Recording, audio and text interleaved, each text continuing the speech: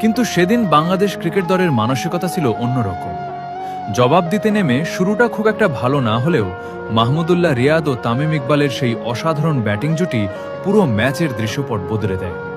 তাদের দৃঢ়তা এবং আত্মবিশ্বাস ধীরে ধীরে ম্যাচের মোমেন্টাম বাংলাদেশের দিকে ফিরিয়ে আনে।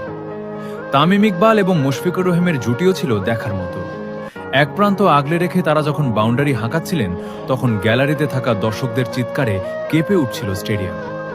চাপের মুখে কিভাবে শান্ত থেকে বড় লক্ষ্য অর্জন করতে হয়, সেই পাঠ যেন বাংলাদেশ সেদিন বিশ্বকে দিয়েছিল। ম্যাচের শেষ দিকে যখন জয় প্রায় হাতের মুঠোয়, তখন প্রতিটি রান যেন বাংলাদেশি সমর্থকদের জন্য এক একটি উৎসব।